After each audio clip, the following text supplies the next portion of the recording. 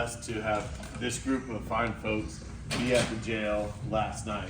I definitely want you ladies to be able to see, okay, because I wanted to share some of the history that I know that you were interested in, and then I will talk about a little bit of what we're working on. So some of our history, the best way, and what we try to do is if you book a night with us, right? We put together a Google Drive that has some historical references, images that we'll send you a link to, and we'll just go through a little bit of that to help you, if you want, to have some historical reference and information. So this was the jail here. I'll let Sonia, and it's not just me. Sonia and I have been together and working on the Texas Jailhouse for over a decade now. Yeah. It's kind of incredible. And Sonia actually was the one that helped get me into all of this. So skeptics, probably at the core of me in a lot of ways. So I'd like to see what technology can do. But she senses things in a way that I can't, and so many other people. So I love and respect that. I want to be encouraging, and I'll let her share some of the history, and I'll navigate while she does. Well, it really all started, we lived in a historic home in Palestine. And Palestine, if you don't know, is the third oldest town in Texas. And we had the most historic homes. Galveston is the only one in Texas that beats us with the number of historic homes in Palestine. And a lot of historic buildings, even though a lot of them have been torn down. So we lived in this historic home. It was really incredible. 4,000 square feet. My children had 800 square foot bedrooms, 5 fireplaces. It was haunted, and there were just things I kept picking up on. And I told them, I was like, I want to do a haunted house, like have people come in, and so we started a Kickstarter project, and we asked a paranormal team to come in, and people from the community came and walked through this house. But shortly after that, Jeremy would come home and he would be like, well, what do you think about living in an old school or an old library or, an old hospital? And then the jail came up, and he's like, would not let it go. He was so passionate about us getting this building, and the county was putting it up for auction, and we actually got it, but we knew we had to live there in order to make it worked for us and have a business there as well. And so we moved in, and the first night that we moved in, I saw an apparition. And my daughter was actually walking right behind me, and I stopped, and she's like, what is it? And I was like, oh, nothing. She only lasted about a month, and then she moved to my mom's 20 minutes away, and because she was sensitive too to all of this. And then the ghost teams just started, slowly coming to us. It was really incredible. We didn't have to put a lot out there for people to start coming in. So a little history about the jail. Palestine started on the square where our jail is in the 1850s. It was actually designated as a town. This was the 1879 jail that was built there. It had a clock tower. It actually matched the courthouse that was across the street at the time, which also had a clock tower. I thought it was really bizarre that there were 2 clock towers just right across the street from each other. This actually had a gallows in it, and I've been able to, find written history about certain hangings, and usually whenever you were found guilty of something, they would hang you, that day or, that week. It would not be long. And we'll show you a picture, historical reference in the newspaper of the last public hanging that was actually not far from the jail itself. Yeah. And the gallows she's referencing Would be right here. potentially in this space here. And when this was torn down, they built our building, which was in 1931. And I've referenced like the blueprints and building, and so this would have been where our elevator shaft is in our building. So all these bricks were made by an African American gentleman named William Freeman, who actually taught his son how to do this masonry craft. Well, it's fantastic. If we got this building, or I got this building, it would have been one of those things that it's incredible. But ours needed to be built for updated facility needs, technology for what that is, and it was built as a fallout shelter. Well, it was literally, this was torn down and built right on top of the structure. But before this structure, there was a log cabin, right? Mm-hmm. Well, actually, there was a saloon Okay. before, the 1879 jail, and before that was a log cabin. And We'll show you a little bit. So this would have been, what, the first courthouse? this is the first courthouse. And I believe we're on our Yeah, fourth? fourth and longest standing. The courthouse now is over 100 years old, but Let's see if this. the third one right here, this one actually burnt. Some criminals went in and tried to destroy, well, they just wanted to burn the building and destroy evidence. And the only room that didn't really have damage was the room they stored the evidence in, So it's kind of ironic, they're trying to burn everything down, and that was the one thing they couldn't get rid of was the evidence of their crime. Then we kind of moved to, I'll show you what she was referencing. Let's see, is this? Let's share us. So this is what the old deputies, that's not right, I'm not saying that right, it's not deputies. Yeah, well, they would have been marshals and, there would have been deputies. A lot of actually the deputies, early deputies, were actually African American, and whenever the slaves were freed, so they were brought in as policemen and deputies. But So those are early lawmen. This was evidence of a trolley car. yeah, this is Avenue A, which is the street that goes right in front of our building, and there was actually a streetcar. This was before the railroad was brought in 1881, and Palestine sold their streetcar to a small little town called Dallas at the time, and actually Dallas still has their streetcars. So, And it was happening. I mean, Palestine had an opera house, which I think that's what this picture is, right here. So this was an old opera house. Beautiful ornate structures, right? Sam Houston used to come up on the square not far from the jail. It was just kind of this little mecca because of the Trinity River. The Trinity River was a big thing of commerce, and then the railroads came in, and it was a big lumber area and community. So that's where Palestine was booming, I would say thriving in ways that we haven't bounced back up. So we're all kind of familiar with small towns, how there's these periods of history, they thrive, things happen, they kind of die down, we don't know what to do with these structures. Us paranormal people come around and say, we know what to do, like, we can do something with this. So it's fun to dive into some of this history, just looking back at what it was. You think any of these, I'll let you talk about this guy real quick. yeah, so I became obsessed when we first bought the building and started doing historic tours. The historical librarian in Palestine came to me, and she handed me an unpublished manuscript about Chris Rogers, who was a marshal. He was born and raised on the square. He joined the Civil War when he was 14 years old, came back. He didn't have a lot to do because he worked at a prisoner camp in Tyler, Texas, and there wasn't a lot to do. There were not prisoners, for a long time, and so he just practiced shooting his gun. He became an amazing quick shot, and so he came back and he helped tame, Palestine when the railroad came in, and there were literally tens of thousands of people visiting on the weekends to Palestine, and a lot of crime came in, and so he drew from his chest. So if you threatened him, he would just shoot you. He had a really bad reputation. His story was buried, and when I read this manuscript, I was like, this has to be a movie. Of course, the man who had written it had since passed away, and so I just spent years and years trying to find this research, and finally it was all submitted in Austin. I just happened upon it, and his brother had been keeping all of his books and records all of these years for 20 years, and he finally put them in there, so I was able to go in there, and all you can do is you put a little marker in, take it out, take a picture. I did that for 8 hours straight, so I had thousands of photos, and I could corroborate the story, and right now I'm pitching it and trying to get it made and make Palestine a little bit famous. But it was essentially as much of any Wild West sort of community and style. There's literally what you find.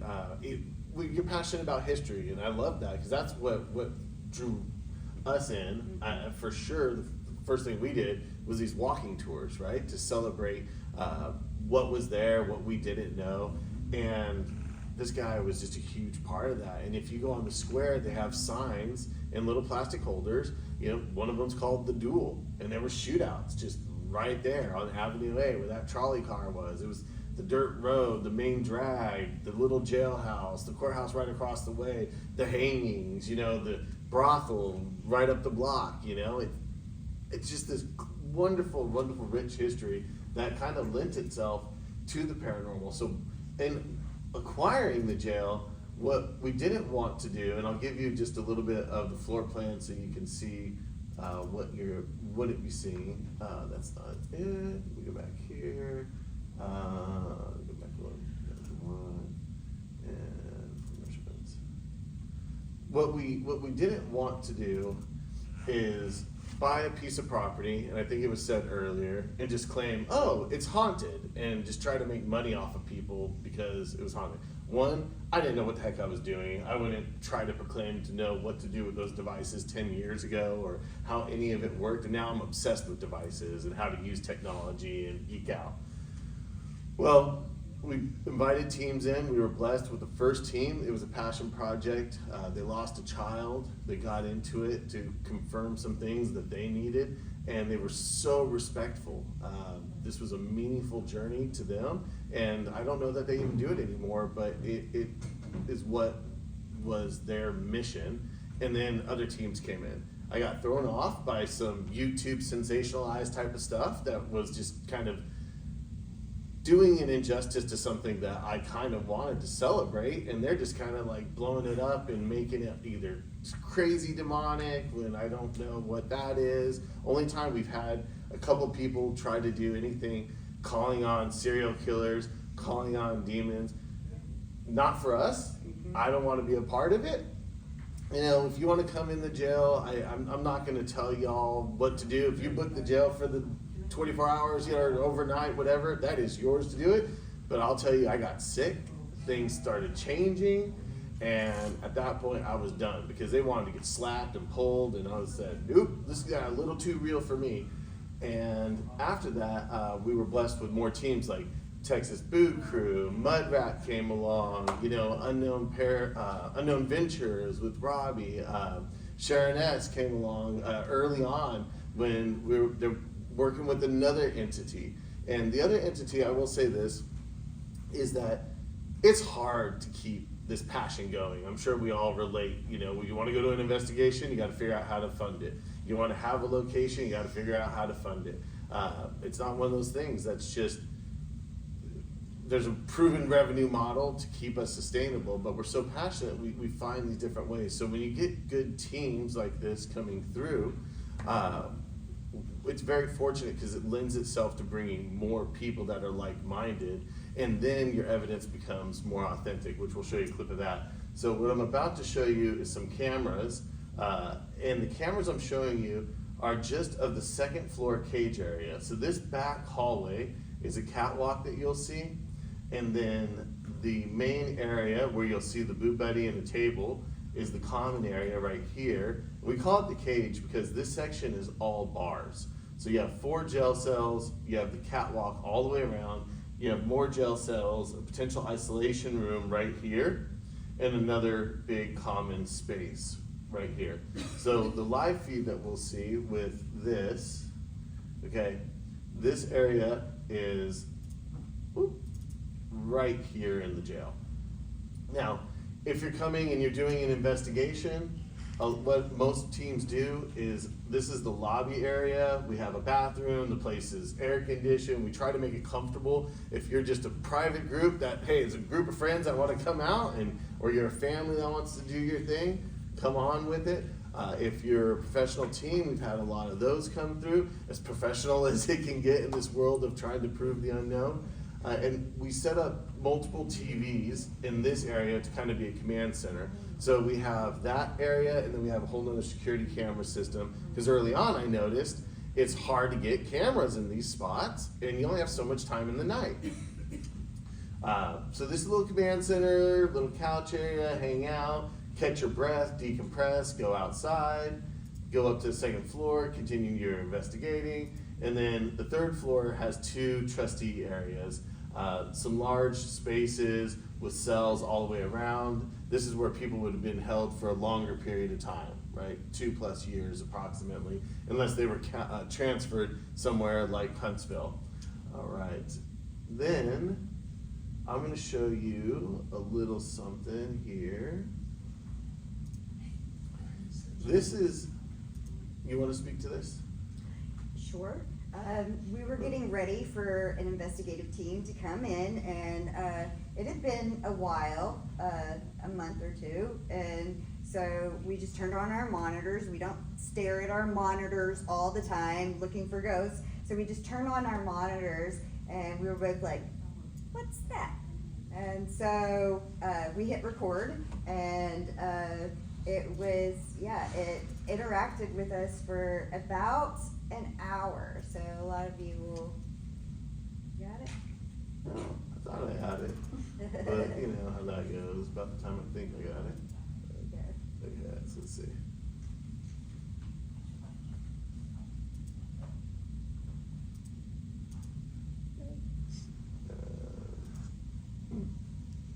I don't know why I play back.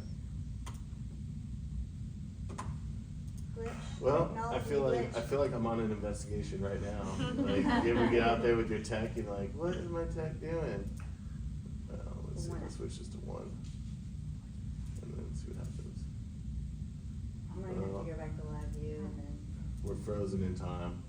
Well, This is in real time right now at our building. yeah. So we'll just go to this. Essentially, what we had, because I know we've all kind of shared and talked a little bit about that. I think Sonia had a chance to share.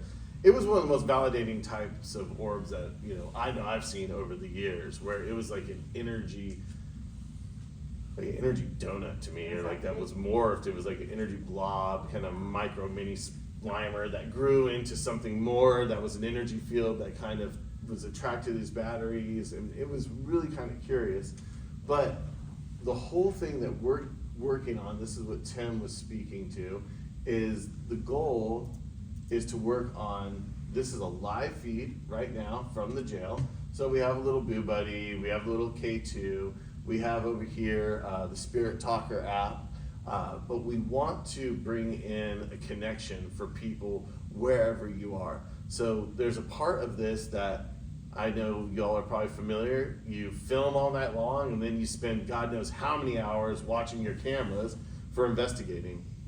Well, what we would like to do, and like to bring to other locations at some point, is the ability to give the collective masses out there watching who are interested, whether it's a person on your team that can't go out anymore, a family, a friend, whomever, to log in and be a part of asking questions live, and having those questions being asked in the physical space to see if the devices are actually being triggered there. So to create a remote engaging type of experience, because I feel like technology is at that place where we can start doing that, where we can bring people from all over who maybe, quite honestly, can't afford to travel.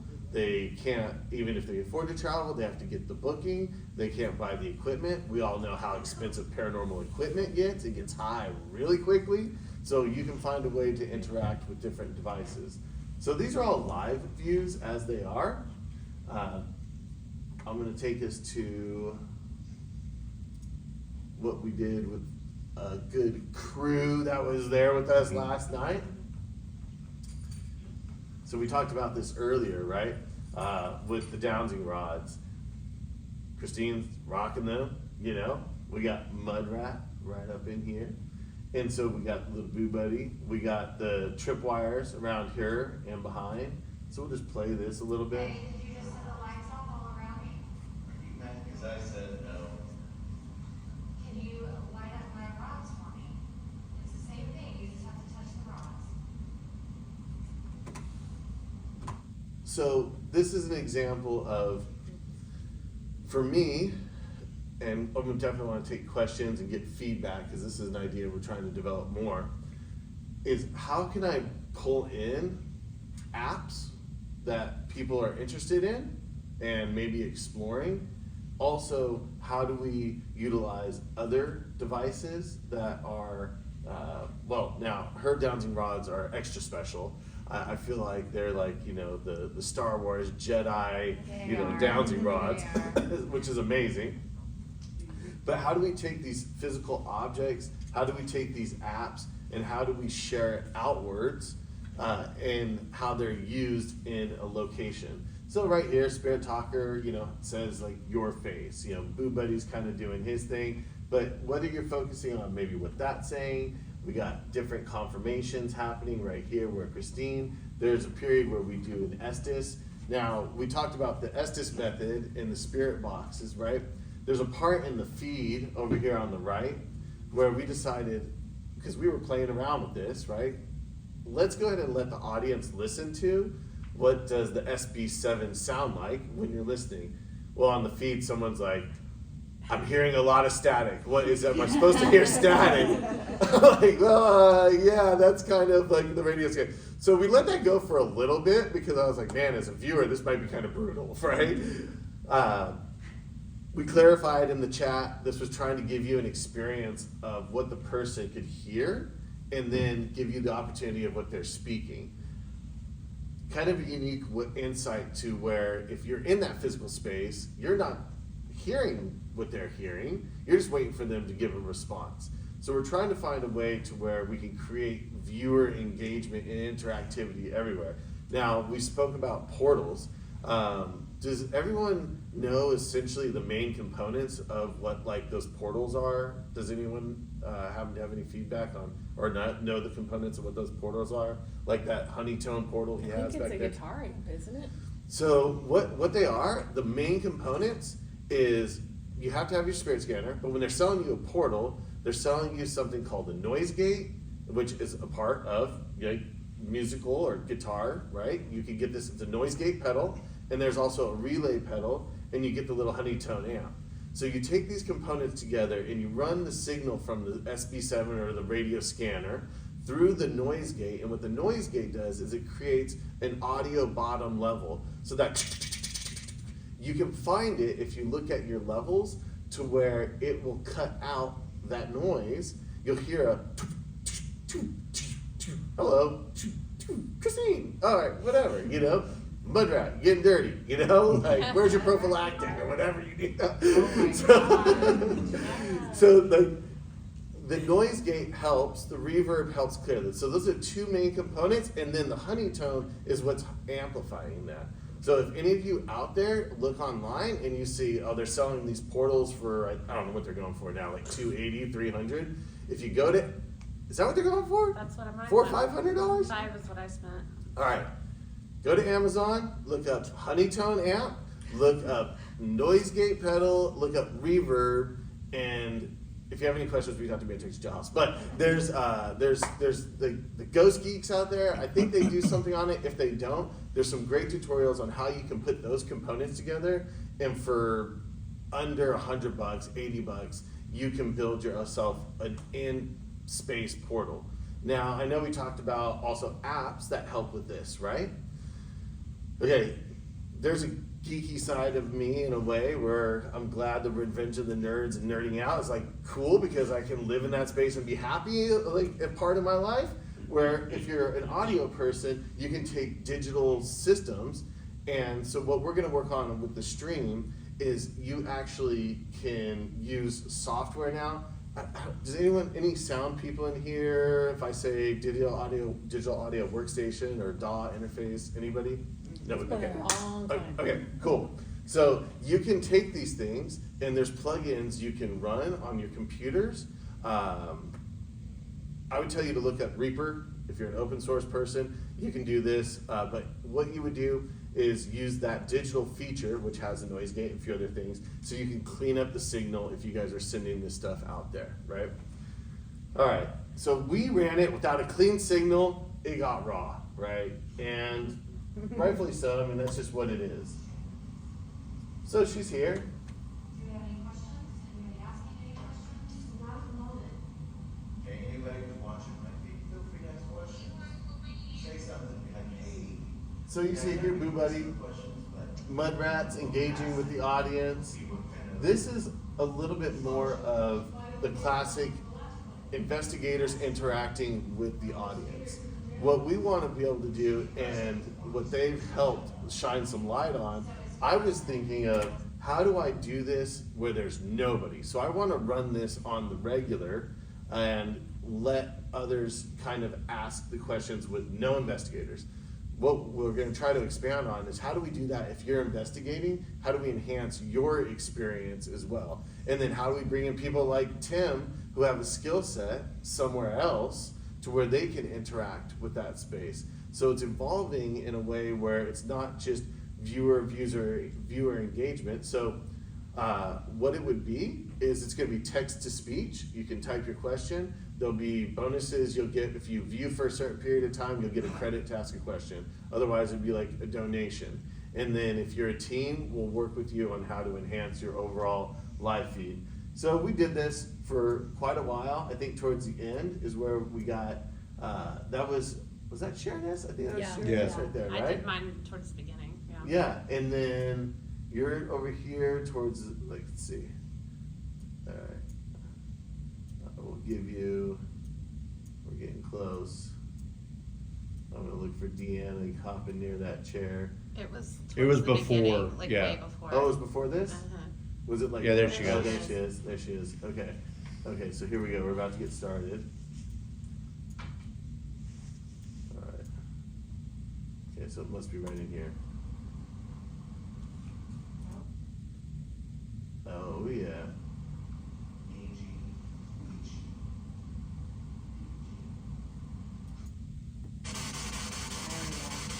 Right? We're familiar with that sound. I feel you. It's so hard for me to pick up on anything. It's challenging. It is. So this is without a noise gate. Okay? If you ran it through the portal, that hiss and pop, you can eliminate.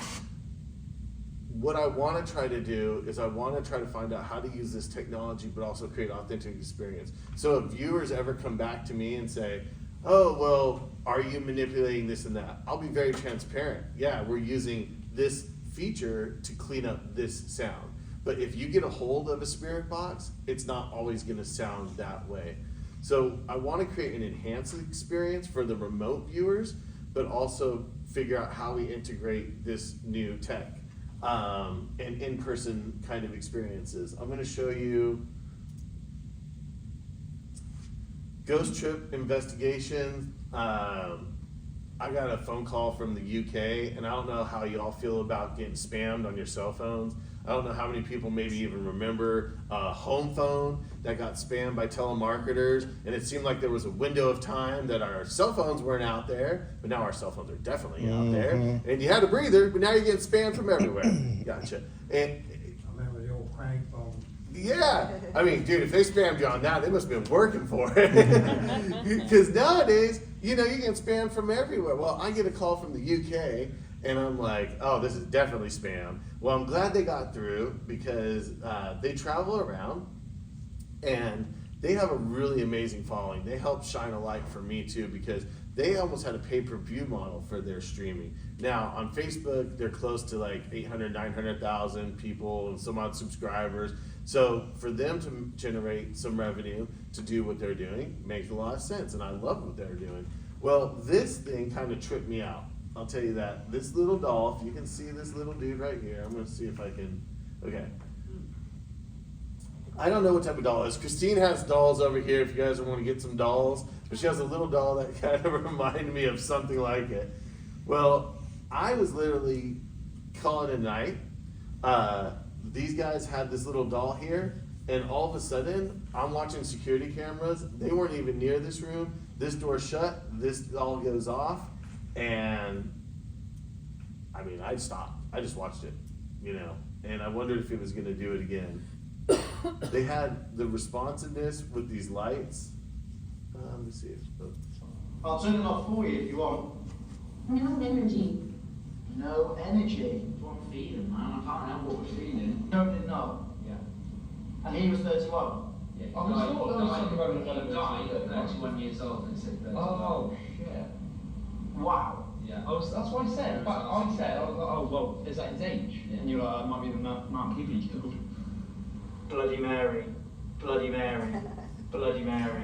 I'm giving up. That was from the haunted house. Say your name. Oh! That's really Oh. You just said that. You just said that. Just sit down. Just sit down. Right, listen. You just said my fucking name. Fight. Mom, I just said, where's Del? Where's Del? Want Del? Sit down and fight. Fight, yeah. You wanna fight me? Turn it off. I'm the new prison guard here, and I'm gonna let you and Dan fight it out. I'm gonna shut this door. You've got 2 minutes. Have you got your phone on you? Yeah. Because when I came here with Charlie, I heard a or and it was the noise that Dan heard. The viewers heard it. I've got to hear this.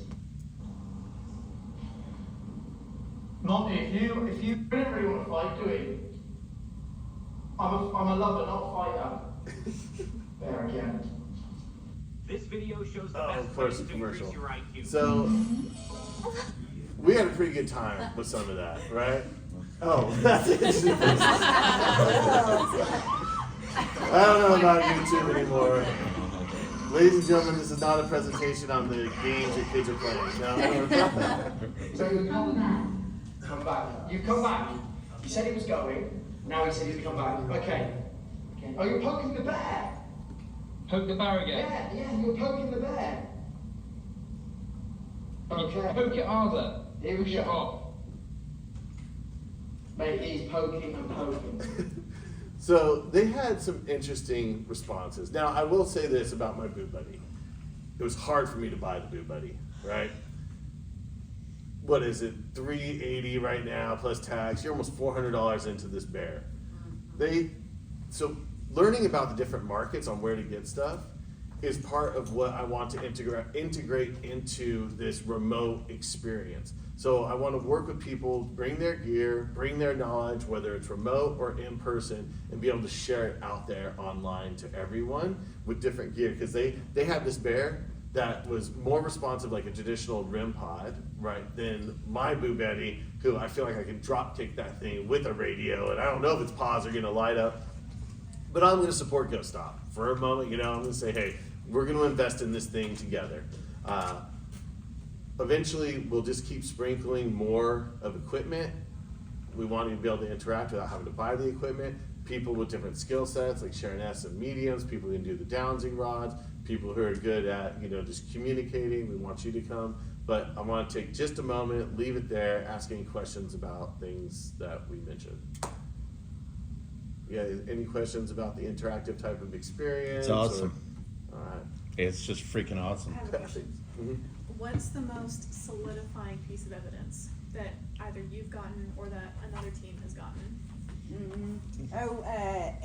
There was an EVP early on, and this completely changed about, how I thought about ghosts or paranormal, because I truly believed it was a residual energy that just kept playing and playing, and sometimes you would, just interact or, intertwine. But the EVP was a team walked into a jail cell, and you hear this voice, African American. I could tell, he was probably late 40s, early 50s. I could tell all of this with his voice, and he said, "Who in that room? Who in that room?" That's how he said it. And for the first time, I was like, oh, to him, we're the ghosts. Can you imagine being stuck in a jail cell and, apparitions or whatever, come in and you can't leave? And so, we've also had, of course, our video, if we can get the playback. That was, it was interacting with us, and we couldn't see it in the moment because of the night vision cameras, but it was definitely there. Of course, the dog is there. That's Val. Yeah, That's that's Val. Val. He's a sweet little guy. Okay, so you can kind of see it now. Oh yeah, here we go. So here's an interesting bit of energy or whatever else. It definitely wasn't a bug. It definitely wasn't dust. It was really present to just this area. When I came up, it started moving back and forth to the batteries with the K2. We noticed it grow over time. Well, I think it was just there. We were just focused on this right here because it was, it was lighter. And then we started noticing, oh, there's one on the floor that correlates with the movement. And then you start seeing almost a line up here just going straight down through there. And If I speed it up, What device is that? uh, Yeah, there. on the table, Yeah. that's just a K2 meter. We have, okay, so right here, we have a K2 meter. See how this is right here? Yeah. See that? So that's a K2 meter. That's a battery holder. I'd recommend if you carry a lot of yeah, batteries. we had no And equipment then- on whatsoever when we first noticed it. We just had an open battery daddy. It was like whatever's there, it was there to draw energy. Mhm. And that's why you're feeling like it was getting stronger, getting brighter, getting bigger, because it was feeding off of what is there. But it's hard, to me, it's hard for me to believe that, it's feeding that much off of like a K2. If there's some other type of power source, kind of like a Tesla or a plasma ball, that puts out a lot of energy. Now, I have seen orbs to where I'll set that thing off, and you can do it on a still cam, and just watch orbs, it's like a magnet come to it, and you'll just see them circling all around it. And the color, the shape of them, and the color of them, just get intense. And so that, to speak to that, when she noticed it, all was primarily just batteries. There was a bunch of batteries in this spot, right? And then we started with bringing up the K2 meter to see if we would get any kind of response. And then we started adding the little Boo Buddy, we added the SB7, and then that's where I felt like I noticed it growing. See how it's like, it's hard to see. I can see it, but it looks like a little circle. It's actually hollow in the middle, has a little like energy field around it. And I go up there with the duster to the camera, and all of a sudden it takes off, right? It leaves. I think it's around 1250-ish. It's right in here, but I'm not gonna spend too much more of your time. We're gonna try and put that out there on the Facebook page again. To speak to some of the other experiences, early on, those ladies who spoke or trying to call on demons or serial killers tripped me out. I'm not gonna lie. I was like, Jeremy, you've had some rough days in your life. You're not doing anything rough today. So whatever this is, I know I ate, I know my blood sugar was good, but I felt like done. And then it felt like my mood was changing. It felt just everything negative was crashing in on me, which I couldn't handle very long. Flashlight literally fell over, which I don't see very often. For me, physical objects, like the UK team, I was coming out of the bathroom, right, with my little shorts and my little shirt, getting ready to crash out for the night. I hear the door shut. I don't get a lot of doors. These doors, they're heavy as heck. I got a finger, I hate to say it's my middle finger right now. That proves how hard these doors are. But they swing. They can swing with a push. I don't see doors shut very often, but I legitimately saw this door shut, and I was like, that's weird. I legitimately saw this interaction with the doll, and I could see them on the security cameras somewhere else. When we get multiple things happening, so we've had it where lights trigger off, right? If it's responsive, that becomes interesting. But if we do that and there's multiple devices responding, feel a lot better about what that is. I've had people who come and it was a birthday party for a dad, and it was just a family thing. The girl connected with her aunt. So sometimes I feel like people come and they want just what's in the jail, but I feel like sometimes the jail opens things up with people that they don't expect. And if they open themselves up, there might be something they're bringing in, there might be something that they're carrying around with them, that they'll get an experience with something maybe here at the jail, but because they're there, it comes out. She lasted an hour and a half. It just became very real for her. So We would love for you to come to the Texas Jailhouse Facebook page, txjailhouse.com is the website, but we want to bring you to the location, but if you can't come to the location, we want to bring paranormal investigation to wherever you are. So we look forward to doing more with you in the future. Thank you. Awesome. Texas Jailhouse, Palestine. Now come to the mud pit.